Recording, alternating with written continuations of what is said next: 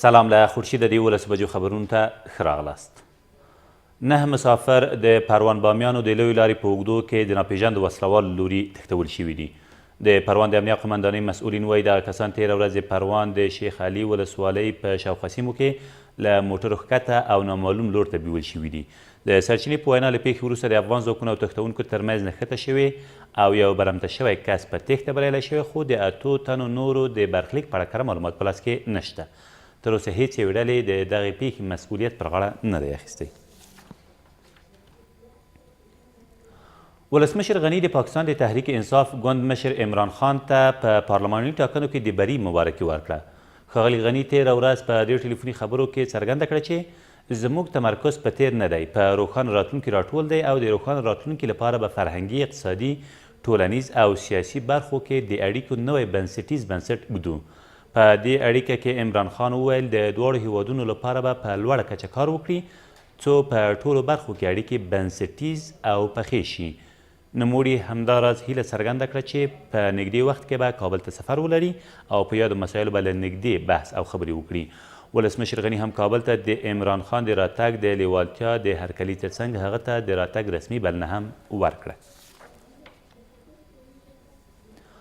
ولسمشر غني یو ځل بیا انیسه رسولي او عبدالشکور مهجور د سترې محکمې لپاره د نوماند غړو په توګه معرفي کړل.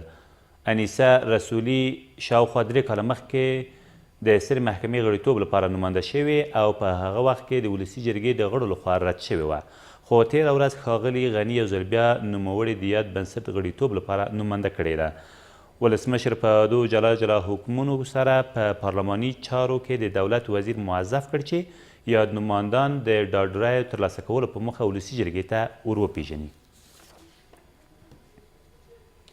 په هلمند کې د بهرنیو ځواکونو په هوایي عملیاتو کې 10 طالبان ووژل شول.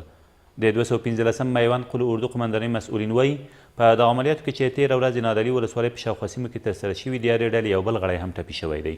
ویل کېږي په دې لړ کې د سیمو اوسیدونکو ته زیان نه دی اوښتی. او د هرات انګور د لومړي ځل لپاره بهر ته صادریږي. د کرنې او مالدارۍ وزیر نصیر احمد دراني تېره ورځ د هرات په ګذرې ولسوالۍ کې په یوې ناسته کې وویل چې په لومړي ځل به 7.15 ټنه انګور چې ټولیز ارزښت یې څه باندې 213 میلیونه افغانۍ کیږي پاکستان ته صادر شي. په هرات کې هر کال 120,000 ټنه انګور تولیدیږي. له دې سره سم د کرنې او مالدارۍ وزیر د هرات پنجل ولسوالۍ کې د 23 میلیونه افغانیو په لګښت د یوه معیاري ممیز خونې د جوړېدو د بنسټ ډبره کېښوده او زیاته کړه چې په روان کال کې به په هرات کې 46 معیاري ممیز خونې جوړې شي. دا تر دې مهاله وروستي خبرونه، تر بیا مو الله مل.